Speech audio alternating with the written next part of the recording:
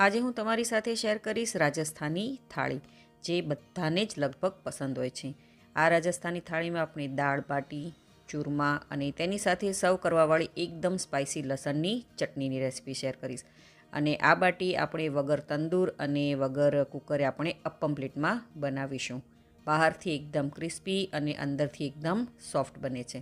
તો ચાલો રેસીપી શરૂ કરીએ. નવી રેસીપી શીખવા માટે મારી ચેનલને સબસ્ક્રાઈબ કરજો અને બાજુમાં આપેલા બેલ આઇકોનને જરૂરથી પ્રેસ કરજો, એટલે નવી રેસીપીના નોટિફિકેશન સૌથી પહેલાં તમને મળે. સૌથી પહેલાં આપણે બાટી બનાવી લઈએ. તેના માટે મેં અહીં 4 કપ જેટલો ઘઉંનો લોટ લીધો છે, જેનાથી આપણે રોટલી બનાવીએ છીએ ને તે જ લોટ આપણે લેવાનો છે. અને આ માપથી હું 5 થી 6 લોકો માટે બાટી બનાવી રહી છું. હવે તેની સાથે આપણે અહીં અડધો કપ જેટલો રવો એટલે કે સોજી લઈશું. બાટીમાં રવો એડ કરવાથી બાટી જે છે બહારથી એકદમ ખસ્તા બનશે, એટલે કે ક્રિસ્પી બનશે.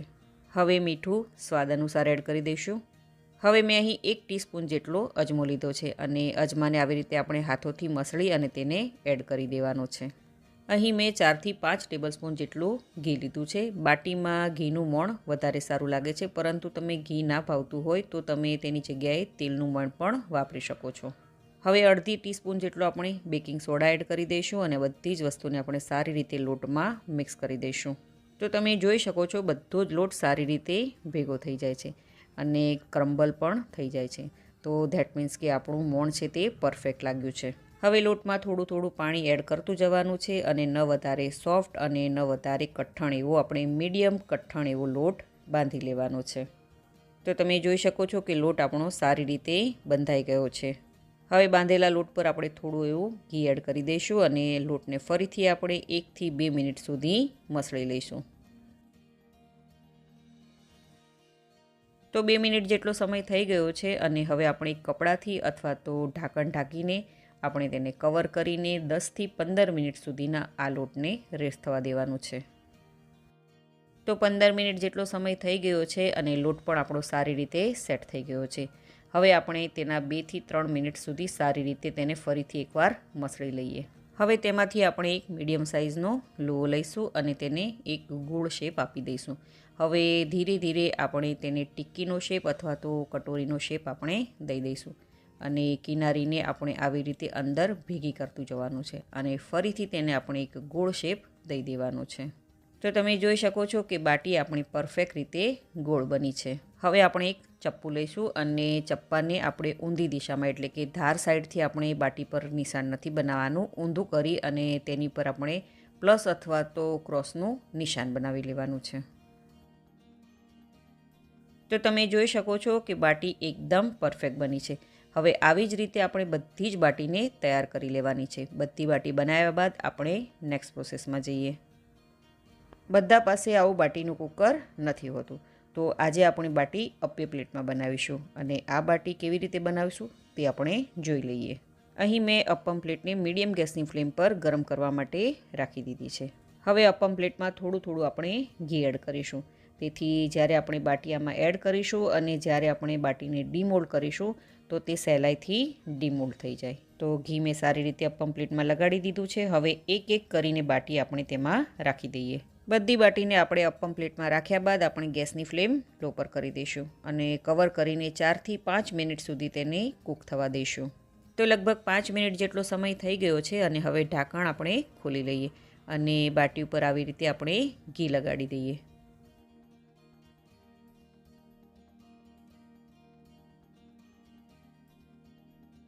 હવે બાટીને આપણે પલટાવી લઈશું. ધીરે ધીરે એટલે કે હલકા હાથેથી આપણે બધી જ બાટીને ચમચીની મદદથી અથવા તો ટૂથપીકની મદદથી બાટીને આપણે પલટાવી લેવાની છે. તો અહીં જુઓ, મેં બધી જ બાટીને પલટાવી લીધી છે.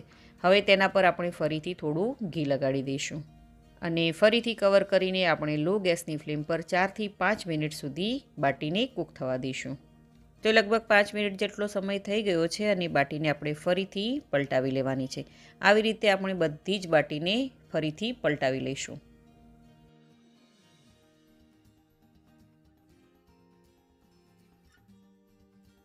જ્યારે બધી જ બાટી આપણે પલટાવી લઈએ ત્યારે ફરીથી આપણે તેની પર થોડું ઘી લગાડી દઈશું. હવે ફરીથી કવર કરીને આપણે 2 થી 3 મિનિટ સુધી બાટીને કૂક કરી લઈશું. તો લગભગ 2 મિનિટ થઈ ગઈ છે અને બાટીને આપણે ફરીથી એકવાર પલટાવી લઈએ. અહીં જુઓ, બાટીને હું હાથથી પલટાવી રહી છું અને આવી રીતે બધી જ બાટીને આપણે પલટાવી લેવાની છે અને ફરીથી એકવાર આપણે બાટીને 2 મિનિટ સુધી કવર કરીને તેને ફરીથી કૂક કરી લઈશું. તો તમે જોઈ શકો છો કે 2 મિનિટ આપણી થઈ ચૂકી છે અને બાટીનો કલર તમે જુઓ કેટલો સરસ આવ્યો છે અને તે સારી રીતે કૂક પણ થઈ ગઈ છે. હવે આ બધી જ બાટીને આપણે એક પ્લેટમાં કાઢી લઈશું અને આવી રીતે બીજી બાટીને પણ આપણે બનાવીને રેડી કરી લેવાની છે.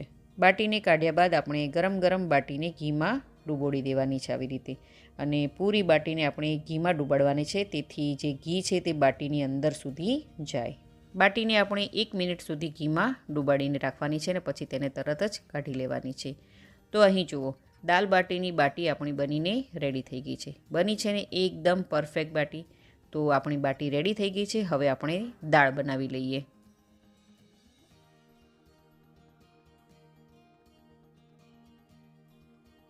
તો દાળ બનાવવા માટે મેં અહીં અડધો કપ જેટલી તુવેરની દાળ લીધી છે. તેની સાથે મેં અહીં 1/4 કપ જેટલી ચણાની દાળ, 1/4 કપ જેટલી મગની દાળ ફોતરાવાળી લીધેલી છે, 1/4 કપ જેટલી મસૂરની દાળ અને 1/4 કપ જેટલી અડદની દાળ લઈશું. આ દાળને પંચરત્ન દાળ પણ કહે છે અને આ બધી જ દાળને હવે આપણે સારી રીતે મિક્સ કરી લઈએ. ઘણા લોકો બાટીની સાથે માત્ર ફોતરાવાળી મગની દાળનો જ ઉપયોગ કરીને દાળ બનાવે છે, અથવા તો માત્ર તુવેરની દાળ, ચણાની દાળ અને મગની દાળનો ઉપયોગ કરીને દાળ બનાવે છે. પરંતુ હું અહીં 5 દાળને મિક્સ કરીને આ દાળ બનાવી રહી છું. હવે દાળમાં પાણી એડ કરી લઈશું અને તેને 2 થી 3 પાણીથી સારી રીતે ધોઈ લઈશું. જો તમારી પાસે સમય હોય તો દાળને ધોયા બાદ તમે તેને 2 થી 3 કલાક સુધી તેને પલળવા માટે રાખી શકો છો. તો બધી જ દાળને ધોયા બાદ તેમાંથી બધું જ પાણી કાઢી નાખવાનું છે. હવે આપણે એક પ્રેશર કુકર લઈશું અને આ બધી જ દાળને આપણે પ્રેશર કુકરમાં ટ્રાન્સફર કરી લઈએ. હવે તેમાં અડધી ટીસ્પૂન જેટલી હળદર પાવડર, મીઠું સ્વાદ અનુસાર અને અડધી ટીસ્પૂન જેટલું આપણે ઘી એડ કરીશું.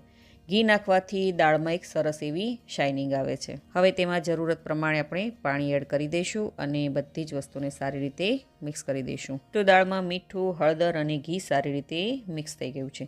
હવે પ્રેશર કુકરનું ઢાંકણ આપણે બંધ કરી દઈએ અને પહેલાં ગેસની હાઈ ફ્લેમ પર 1 વિસલ લગાડીશું અને પછી મીડિયમ ગેસની ફ્લેમ પર આપણે કુકરની 3 વિસલ લગાડીશું.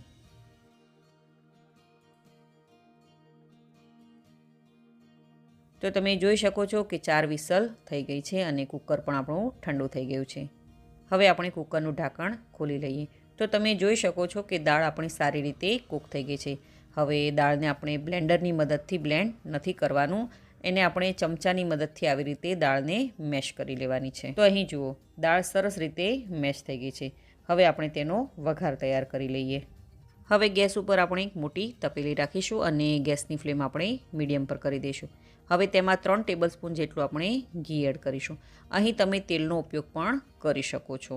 ઘી ગરમ થઈ જાય એટલે તેમાં 1 ટીસ્પૂન જેટલું જીરું, 2 થી 3 સૂકા લાલ મરચાં, 1 ટેબલસ્પૂન જેટલું ઝીણું સુધારેલું લસણ, 1 ટેબલસ્પૂન જેટલું ઝીણું સુધારેલું આદું, 1 ઝીણું સુધારેલું લીલું મરચું, અડધી ટીસ્પૂન આપણે હિંગ એડ કરીશું અને બધી જ વસ્તુને આપણે સારી રીતે સોતે કરી લઈશું, તેથી આદુ અને લસણનો જે કાચો સ્વાદ છે તે વયો જાય. તો બધી જ વસ્તુ સારી રીતે સોતે થઈ ગઈ છે. હવે આપણે તેમાં એક ઝીણી સુધારેલી ડુંગળી એડ કરી દઈશું અને તેની સાથે આપણે એક ઝીણું સુધારેલું ટામેટું પણ એડ કરી દઈશું અને ડુંગળી અને ટામેટાને સારી રીતે 2 મિનિટ સુધી આપણે સોતે કરી લઈશું. તો 2 મિનિટ જેટલો સમય થઈ ગયો છે. હવે આપણે તેમાં સ્વાદ અનુસાર મીઠું એડ કરી દઈશું અને તેને મિક્સ કરી લઈશું. માત્ર એ વાતનું ધ્યાન રાખવાનું છે કે દાળમાં આપણે આગળ પણ મીઠું નાખેલું છે, તો તે પ્રમાણે આપણે અહીં મીઠું એડ કરવાનું છે. હવે આપણે તેમાં મસાલા એડ કરીશું. અડધી ટીસ્પૂન જેટલો હળદર પાવડર, 2 ટેબલસ્પૂન જેટલું કાશ્મીરી લાલ મરચું પાવડર, 1 ટેબલસ્પૂન જેટલું ધાણા જીરું પાવડર અને 1 ટીસ્પૂન જેટલો આપણે ગરમ મસાલો એડ કરીશું. અહીં તીખું તમે તમારા ટેસ્ટ પ્રમાણે વધારે કે ઓછું પણ કરી શકો છો અને આ બધી જ વસ્તુને આપણે સારી રીતે મિક્સ કરી દઈશું. તો મસાલા આપણા સારી રીતે મિક્સ થઈ ગયા છે. હવે 2 કપ જેટલું આપણે તેમાં પાણી એડ કરી દઈશું. તેનાથી મસાલા જે છે આપણા તે બળે નહીં અને સારી રીતે તેને મિક્સ કરી લઈએ. હવે અહીં ગેસની ફ્લેમ આપણે લો પર કરી લઈશું અને આપણે જે દાળને બાફીને રાખી હતી અને મેશ કરીને રાખી હતી તે બધી જ દાળ તેમાં એડ કરી લઈએ. તમે આ રેસીપી કઈ સિટી, કયું સ્ટેટ અને કઈ કન્ટ્રીમાંથી જોઈ રહ્યા છો મને કમેન્ટ કરીને જરૂરથી જણાવજો. હવે કુકરમાં 1 ગ્લાસ જેટલું આપણે પાણી એડ કરી દઈશું અને કુકરમાં સાઈડમાં જે ચોંટેલી દાળ હોય તેને પણ સારી રીતે મિક્સ કરી અને આ બધું જ પાણી આપણે દાળમાં એડ કરી દઈશું. અહીં દાળની કન્સિસ્ટન્સી તમે તમારે કેટલી ઘાટી કે કેટલી પાતળી જોઈએ છે તે હિસાબથી તમે રાખી શકો છો. અહીં આ દાળ મને થોડી વધારે ઘાટી લાગે છે એટલે મેં અહીં થોડું વધારે પાણી એડ કર્યું છે. હવે ગેસની ફ્લેમને આપણે મીડિયમ પર કરી લઈશું અને કન્ટિન્યુ આને ચલાવતા રહીશું, નહીંતર દાળ જે છે આપણી તે તપેલીમાં નીચે તળિયે ચોંટી જશે. હવે આપણે તેમાં 1 ટેબલસ્પૂન જેટલો લીંબુનો રસ એડ કરી દઈશું. અહીં તમને ખટાશ તમને કેટલી જોવે એ પ્રમાણે તમે વધારે કે ઓછું પણ કરી શકો છો. હવે મીડિયમ ગેસની ફ્લેમ પર આપણે દાળને 5 થી 7 મિનિટ સુધી કૂક થવા દેવાની છે. તો તમે જોઈ શકો છો કે દાળની કન્સિસ્ટન્સી એકદમ પરફેક્ટ છે અને તે સારી રીતે ઉકળી પણ ગઈ છે. હવે ગેસને આપણે લો પર કરી લઈએ. હવે તેના પર આપણે ઝીણી સુધારેલી કોથમીર એડ કરી દઈએ. હવે કોથમીરને દાળમાં સારી રીતે મિક્સ કરી લઈએ. તો દાળ આપણી રેડી થઈ ગઈ છે. હવે ગેસને આપણે કરી લઈએ બંધ. હવે દાલ બાટી સાથે સર્વ થતી એક સ્પાઇસી લાલ મરચાંની અને લસણની ચટણી બનાવી લઈએ. તેના માટે સૌથી પહેલાં આપણે એક મિક્સર જાર લઈશું અને તેમાં 15 થી 20 કળી આપણે લસણની એડ કરી દઈશું. હવે તેમાં 1/4 કપ જેટલું આપણે લાલ મરચું પાવડર એડ કરીશું અને હવે તેમાં જરૂર પ્રમાણે આપણે પાણી એડ કરી લઈશું. અહીં મેં 2 મોટી ચમચી જેટલું પાણી એડ કર્યું છે અને હવે મિક્સર જારનું ઢાંકણ બંધ કરીને આપણે તેને પીસી લઈશું. તો તમે જોઈ શકો છો કે ચટણી આપણી સારી રીતે પીસાઈ ગઈ છે. હવે મીડિયમ ગેસની ફ્લેમ પર આપણે એક પેન રાખી દઈશું અને તેમાં 1 ટેબલસ્પૂન જેટલું તેલ એડ કરી દઈશું. તેની સાથે આપણે અડધી ટીસ્પૂન ઘી પણ એડ કરીશું. અહીં તમે એકલું ઘી અથવા તેલનો પણ ઉપયોગ કરી શકો છો. મેં અહીં તેલ અને ઘી એમ બંનેનો ઉપયોગ કર્યો છે. હવે તેમાં અડધું ટામેટું ઝીણું સુધારેલું એડ કરી દઈશું. ટામેટાને આપણે સારી રીતે સોતે કરી લેવાનું છે. તો અહીં જુઓ ટામેટું આપણું સારી રીતે સોતે થઈ ગયું છે. હવે તેમાં સ્વાદ અનુસાર મીઠું એડ કરી દઈશું અને ફરીથી 2 મિનિટ સુધી મીડિયમ ગેસની ફ્લેમ પર ટામેટાને આપણે સોતે કરી લઈએ. ટામેટું સારી રીતે સતળાઈ જાય એટલે હવે આપણે તેમાં પીસેલી આપણી જે લસણની ચટણી બનાવીને રાખી હતી તેને એડ કરી દઈશું. હવે આ લસણની ચટણીને પણ આપણે 2 મિનિટ સુધી સારી રીતે સાતળી લઈએ. તો અહીં જુઓ ચટણી તેલમાં સારી રીતે સતળાઈ ગઈ છે. હવે આપણે મિક્સર જારમાં અડધો કપ જેટલું પાણી એડ કરી દઈશું અને સાઈડમાં જે પણ ચટણી ચોંટી હોય તેને સારી રીતે મિક્સ કરી અને ફરીથી આ ચટણીમાં એડ કરી દઈશું. હવે ગેસની ફ્લેમ આપણે મીડિયમ પર રાખી દઈશું અને ચટણીને સારી રીતે કૂક થવા દઈશું. જ્યાં સુધી ચટણીમાં ઉપર તેલ ન આવી જાય ત્યાં સુધી આપણે ચટણીને કૂક થવા દેવાની છે. તો તમે જોઈ શકો છો કે ચટણી આપણી બનીને રેડી થઈ ગઈ છે. હવે દાલ બાટી સાથે સર્વ કરવાવાળું આપણે ચૂરમું પણ તૈયાર કરી લઈએ. ચૂરમું બનાવવા માટે આપણે મિક્સર જાર લઈશું અને તેમાં આપણે જે બાટી બનાવીને રાખી હતી તેમાંથી 3 બાટી લઈશું અને તેને આવી રીતે ટુકડા કરીને મિક્સર જારમાં એડ કરી દઈશું. અહીં તમારે જેટલું ચૂરમું બનાવવું હોય તેટલી તમે બાટીનો યુઝ કરી શકો છો. હવે મિક્સર જારનું ઢાંકણ બંધ કરીને આપણે તેને સારી રીતે ગ્રાઇન્ડ કરી લઈએ. તો તમે જોઈ શકો છો કે બાટી આપણી એકદમ પરફેક્ટ રીતે પીસાઈ ગઈ છે.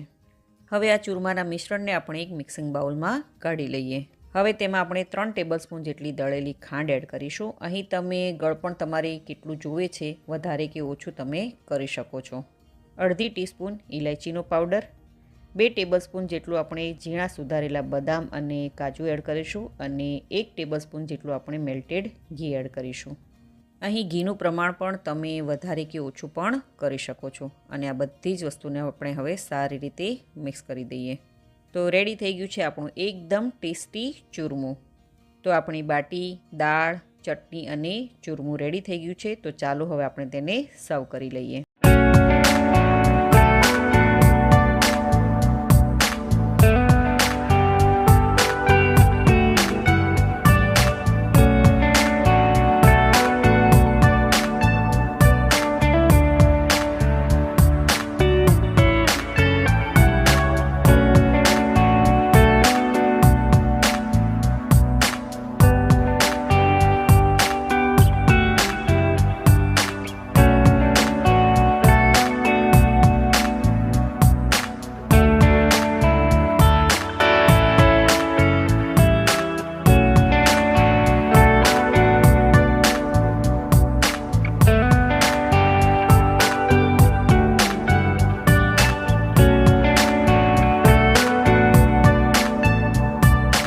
છે ને એકદમ સિમ્પલ એવી રેસીપી. જો તમને રાજસ્થાની થાળી ખાવાનું મન થયું હોય તો તમે આ રેસીપીને એકવાર જરૂરથી ટ્રાય કરજો. બહુ જ ટેસ્ટી એવી લાગે છે. જો તમને મારી આજની આ રેસીપી ગમી હોય તો વિડીયોને લાઇક કરજો અને વધારેમાં વધારે શેર કરજો અને મારી ચેનલને જરૂરથી સબસ્ક્રાઈબ કરજો. તો ફરી મળીએ એક નવી રેસીપી સાથે.